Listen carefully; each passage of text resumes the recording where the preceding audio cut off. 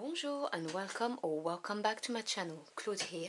Today I'm going to be doing your ancestor messages from the month of November if you are born under the cards of the Lovers or the Devil. If you don't know what your tarot birth card is, I've dropped you a link in the description box below. Being ruled by number 6, Devil being 15, 1 plus 5 equals 6, and the Lovers 6, your life path is ruled by the desire for harmony in your life in all aspects, generally speaking. The cards that I use are listed in the description box below too, so if you want to check them out, they'll be there. So I hope you are all doing well and that you've had a good month so far, and I want to take this opportunity to thank you so much for joining me during this reading. Your time is your most precious commodity. I really am humbled that you chose to spend it with me. Thank you for that. So, sorry, that's my little Odin sighing. So what do my querents need to hear for their highest good from their ancestors, please?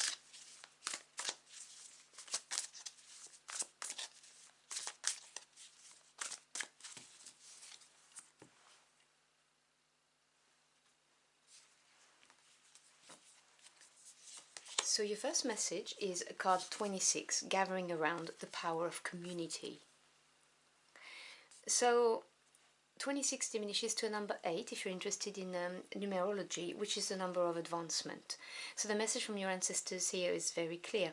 It is saying that progress will be attained, or growth will be attained, by working collaboratively with people or by asking for help. And it might just be, asking for help with the kids if you are a parent. Could you look after my children so that you free up some time, for instance. It might well be that your project or your business needs some support. Word of mouth is very powerful in, promoting a business when you start anyway, and then obviously to establish yourself as well. It might well be that you need to network in order to see the progress that you want to see. And there are different types of communities. Obviously, we've got community around where we live, but there's also online communities, such as the community we have here within this channel. But obviously, this is just an example I'm giving you. And this is really your ancestors attracting your attention to this, and the fact that you need to utilize this in order to maximize your manifestation powers. And if you need support, it's definitely there. That's a sign that it's definitely there. Do not be afraid to ask is the other message.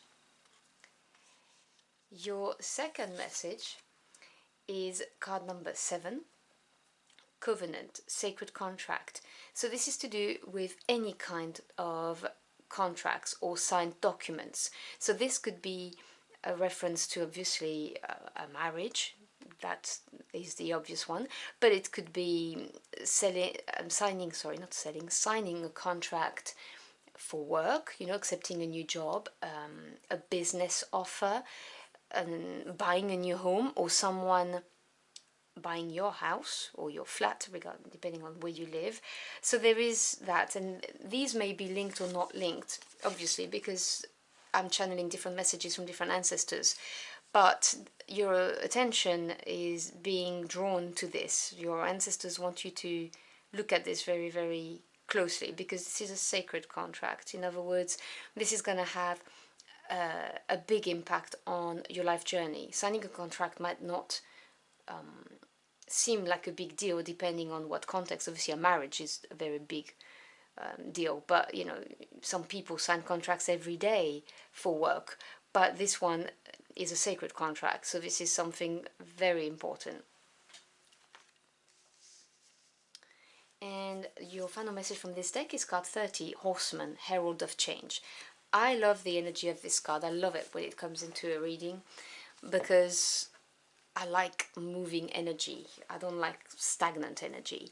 And this is a very good omen. You can see from the symbolism on the card that there's a big light coming in, a new day is coming.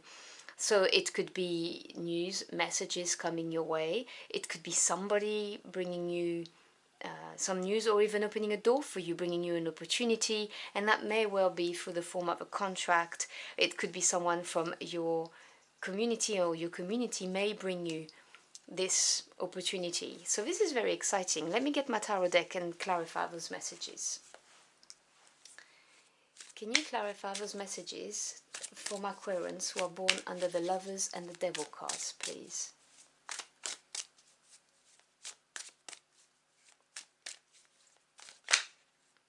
The Eight of Cups, turning your back on something.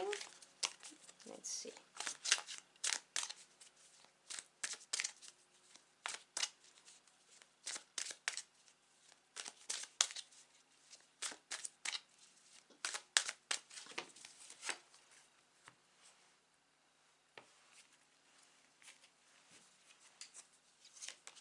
So we have the Hierophant. That's a big energy. And just on the community, that's interesting. The Knight of Cups. Wow. And the Nine of Pentacles. That's beautiful. The bottom of the deck, which is the energy working behind the scenes that you may not be aware of, we have the Chariot. How lovely.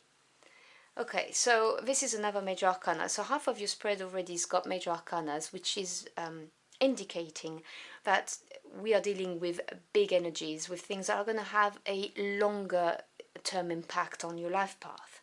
The Chariot is ruled by number 7, and you have a 7 here as well. 7 is the number of self-evaluation, and when we do self-evaluation, self-analysis, we gain experience, and that gives us the confidence to then move forward. And the Chariot is the energy of unstoppable willpower that brings you triumph, success, and victory. The Charioteer is somebody who is going to take on whatever life throws at them, and they will tackle it, not take a detour, because they have a goal in mind, a goal in sight, eyes on the prize, and they go for it, and they are victorious because they've shown that determination. So this is a very strong sign that victory is going to be coming your way. You may not see it, you may have to tackle a couple of hurdles, but it's coming your way. And with the power of community, you've got the Hierophant. Now this is a very interesting combination, because the Hierophant is the teacher, is the head of the church, literally at the time of the tarot, when the tarot was created. The teacher, the head of the community, the religious community. Now obviously this may talk about someone in your circle, in your community, who is going to be able to help you because they have a position of influence. So for some of you, this is what this is going to be. Your ancestors are saying, hey, seek out help from this person, and it doesn't have to be church related, okay? We're talking about the head of a community. The Hierophant also represents traditions, your ethos, and it also represents knowledge. It's knowledge and enlightenment, and this may come to you as knowledge and enlightenment, that you can get the support from your community. So take what resonates, really. It's either somebody who's important within the community as a leader, or it is you gaining the knowledge that you need from the community in order to move forward. Now, I've got to say this because it's not going to be for all of you, but for some of you, there is a strong vibe of marriage going on, because we've got the Knight of Cups with the sacred contract and with the Hierophant. So obviously this could be a proposal, because the Knights represents movement forward, and you can see how this looks like a knight to me too, okay? This energy of moving forward, change, taking action. And because cups are the emotional realm, they're water energy, this is feelings, emotions, intuition. So it could be an offer, as in a love offer, what I mean by that. So a proposal, that's the actual word. Because the Knight of Cups has a cup in their hand, which represents happiness, and they're offering it to you.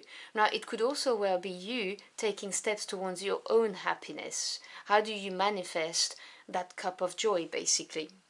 So it may be you wanting that commitment and being ready for it now.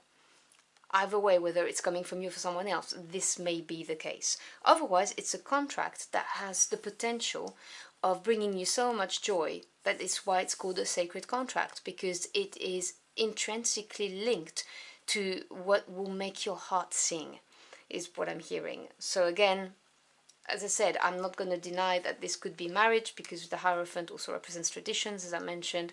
But if you're not here for that, if you're here for that and you wanted commitment, serious commitment, it's definitely coming. Your ancestors are telling you, yep. If you are in two minds about committing, your ancestors are saying, yeah, this would be very, very good for you.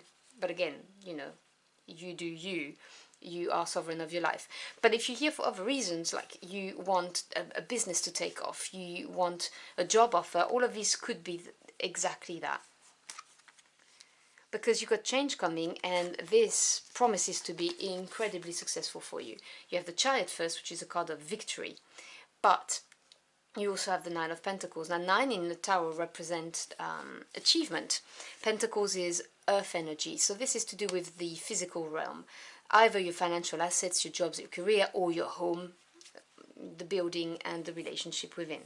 The Nine of Pentacles is a strong energy of being independent. You don't need anyone to provide for you. This is obviously a very positive outcome if you've been working, trying to get something off the ground, trying to get established in your career. This is saying you've worked diligently, patiently, you've applied yourself, you developed your skills through sheer willpower as well, you've tackled all of the hurdles, and guess what? You're getting the Nine of Pentacles, this beautiful card of prosperity and abundance that's self-made.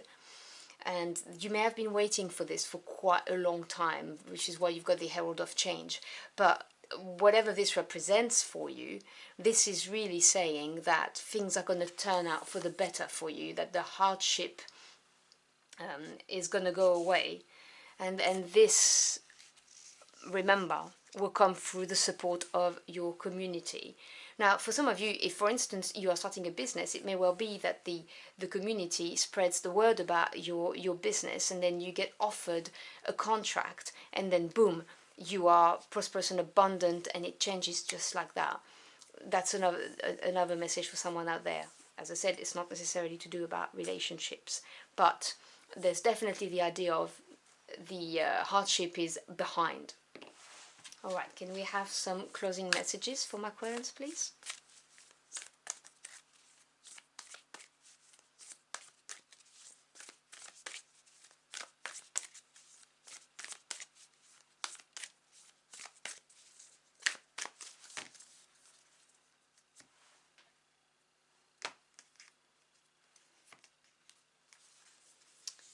So we have last quarter moon in Capricorn, leave the past behind. As I was telling you about whatever hardship you've had, this is going to go away, and things are going to change for the best for you, for the better, sorry. This is just saying leave the past behind. So in order for things to progress, do not hold grudges, do not hold on to negative feelings or negative thoughts, or thought of scarcity, lack mentality, all of those things, whether it's a grudge, whether it's just lack mentality, whatever it is that was hard for you or challenging, just leave it where it belongs, behind. Just focus on today, be in the moment, and look towards the future with a positive outlook, and that will be what will help you. And finally, we have the full moon in Taurus, detoxify. So I see those two cards being very linked, because I was getting, as I said, holding on to like grudges, scarcity mentality, detoxify, wash all of this away. Now, obviously, there are different ways of doing that. You could do meditation, you could do visualization, you could do some, what's the word for it?